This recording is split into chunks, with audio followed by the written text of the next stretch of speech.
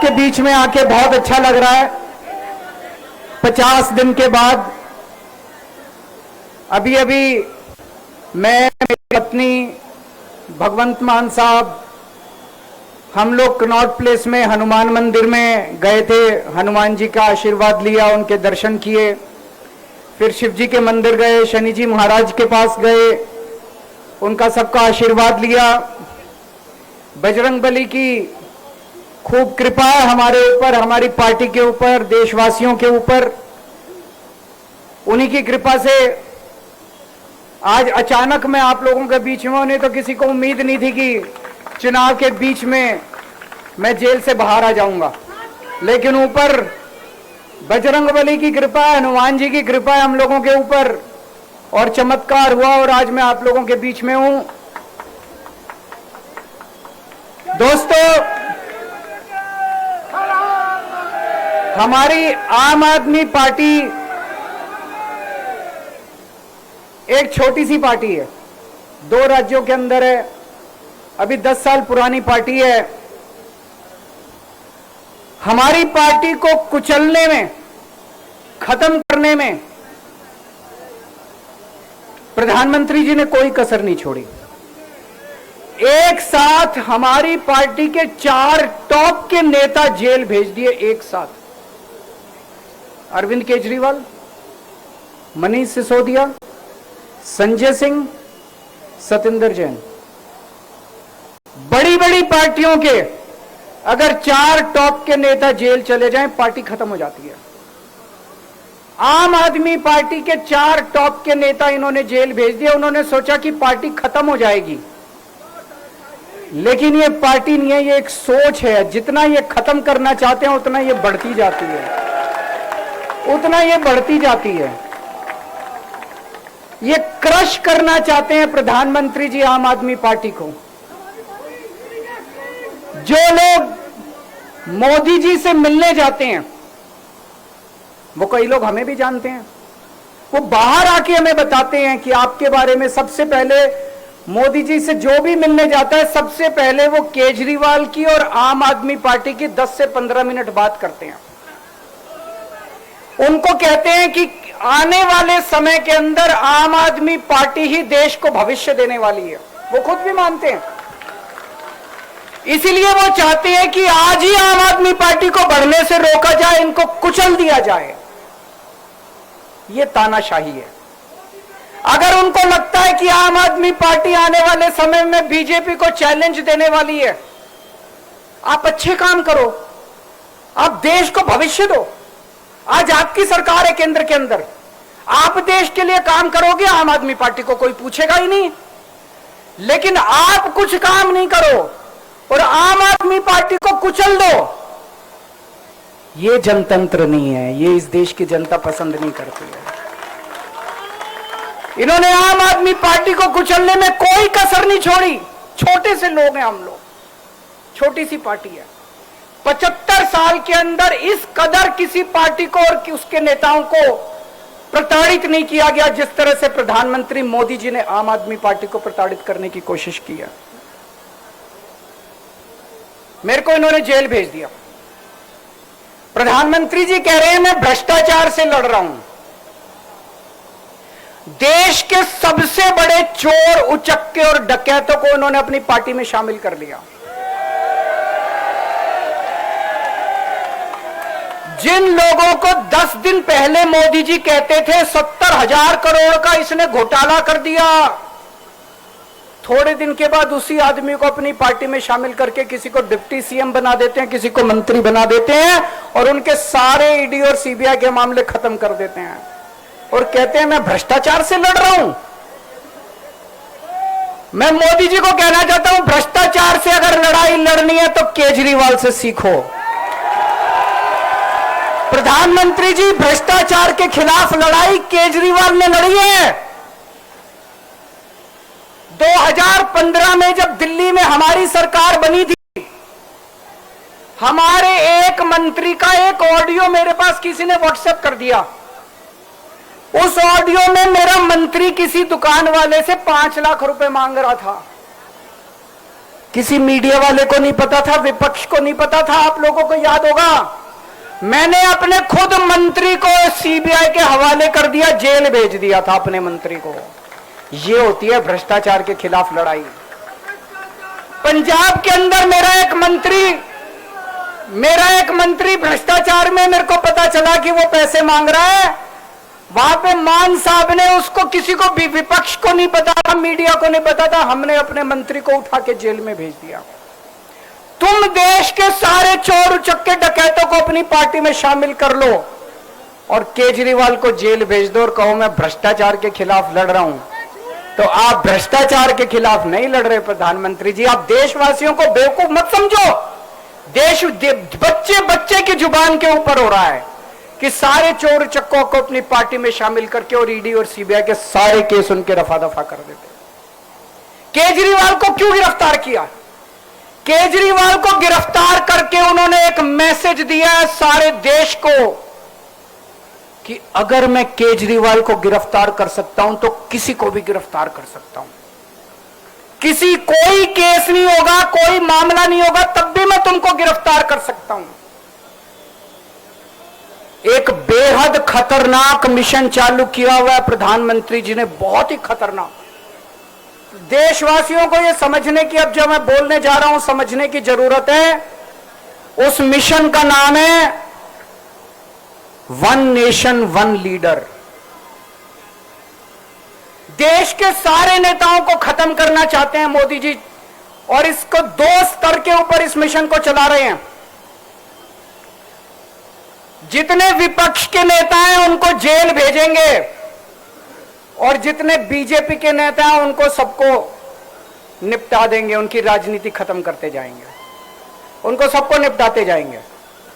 विपक्ष के अंदर आज इन्होंने मनीष सिसोदिया को जेल भेज दिया, संजय सिंह को जेल भेज दिया, सत्येंद्र जैन को जेल भेज दिया, केजरीवाल को जेल भेज दिया, हेमंत सोरेन को जेल भेज दिया, ममता दीदी के कई मंत्रियों को जेल भेज दिया, स्टालिन के कई मंत्रियों को जेल भेज दिया, केरला के सीएम के पीछे पड़े हैं। अगर ये चुनाव जीत गए, मेरे से लिखवा लो एफिडेविट के ऊपर, थोड़े दिन के बाद ममता दीदी जेल में होंगी, तेजस्वी यादव जेल में होगा, स्टालिन साहब जेल के अंदर होंगे, पिनरई विजयन जेल के अंदर होंगे, उद्धव ठाकरे जेल के अंदर होंगे, जितने विपक्ष के नेता ये सारे जेल के अंदर होंगे। अगर ये चुनाव जीत गए, इन्होंने बीजेपी का एक नेता नहीं छोड़ा। आडवाणी जी की राजनीति खत्म कर दी इन्होंने, मुरली मनोहर जोशी की राजनीति खत्म कर दी, सुमित्रा महाजन की, शिवराज सिंह चौहान जिसने मध्य प्रदेश का चुनाव जीत के दिया इन लोगों ने, शिवराज सिंह चौहान ने उसको मुख्यमंत्री नहीं बनाया, उसकी राजनीति खत्म कर दी। वसुंधरा राजे की राजनीति खत्म कर दी इन्होंने, खट्टर साहब की राजनीति खत्म कर दी, डॉक्टर रमन सिंह की राजनीति खत्म कर दी। अब अगला किसका नंबर है? योगी आदित्यनाथ। अगर ये चुनाव जीत गए, मेरे से लिखवा लो, 2 महीने के अंदर उत्तर प्रदेश का मुख्यमंत्री बदल देंगे ये लोग। योगी आदित्यनाथ की राजनीति खत्म करेंगे, उनको भी निपटा देंगे ये लोग। यही तानाशाही है दोस्तों। वन नेशन वन लीडर ये चाहते हैं, एक ही तानाशाह इस देश के अंदर बचेगा, एक ही तानाशाह इस देश के अंदर बचेगा। हमारा देश बहुत महान है, 4000 5000 साल पुराना हमारा देश है। इसके पहले पिछले 4000 साल में कई मौके आए जब इस देश के ऊपर तानाशाहों ने कब्जा करने की कोशिश की, लेकिन हमारे देश के लोगों ने उन तानाशाहों का तख्ता उखाड़ के फेंक दिया। जब जब हमारे देश में ऐसा मौका आया कि तानाशाह ने हमारे देश के ऊपर कब्जा करने की कोशिश की, इस देश की जनता ने उसका तख्ता उखाड़ के फेंक दिया। आज एक तानाशाह इस देश से जनतंत्र खत्म करना चाहता है, आज एक तानाशाह इस देश से लोकशाही खत्म करना चाहता है। मैं पूरे तन मन धन से लड़ रहा हूं, संघर्ष कर रहा हूं उस तानाशाह के खिलाफ। 140 करोड़ लोगों का साथ चाहता हूं मैं। मेरे अकेले के करने से नहीं होगा। 140 आज मैं आप लोगों से भीख मांगने के लिए आया हूं, 140 करोड़ लोगों से, 140 करोड़ लोगों से भीख मांगने के लिए आया हूं। मेरे देश को बचा लो, मेरे भारतवर्ष को बचा लो, मेरा भारत बहुत महान है। इस तानाशाही से बचा लो मेरे दोस्त, मेरे देश को।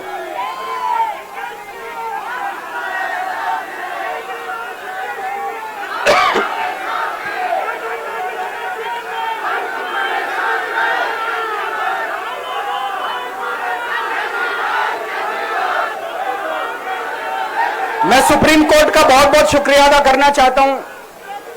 उन्होंने 21 दिन दिए हैं, एक एक दिन में 24 घंटे हैं।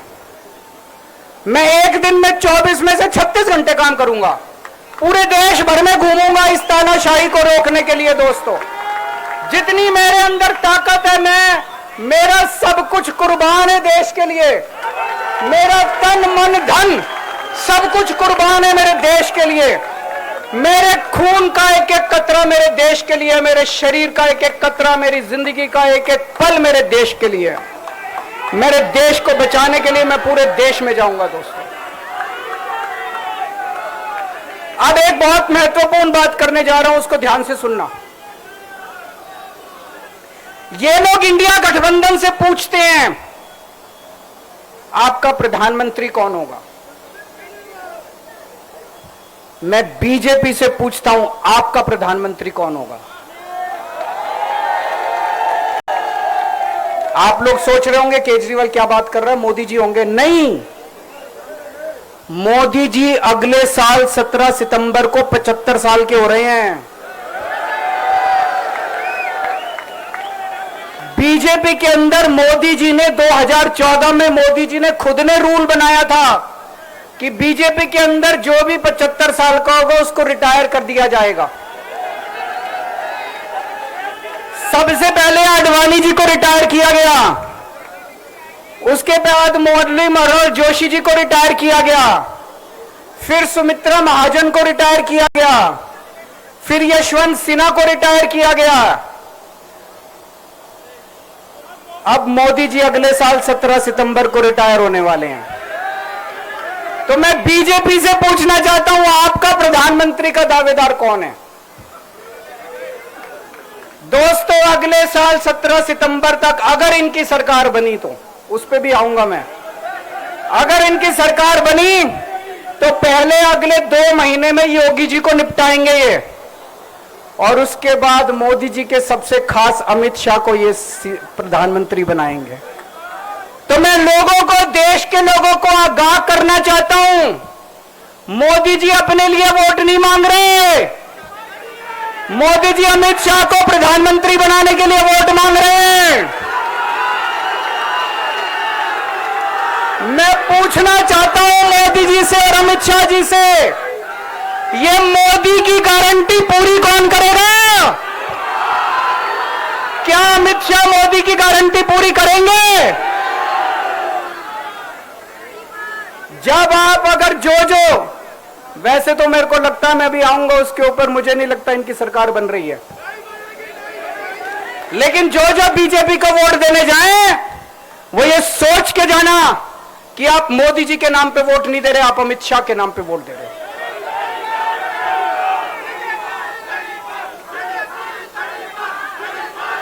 अब एक खुशखबरी है आप लोगों के लिए, अब एक खुशखबरी है, सबको बता देना जो मैंने बातें कही है बड़ी सोच समझ के कही हैं। वहां बैठ के यही सोच रहा था 50 दिन से।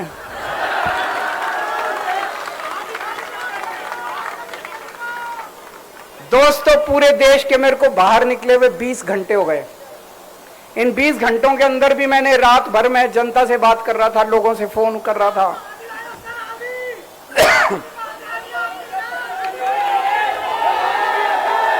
क्या बोल रहे? रात को आंधी आई थी।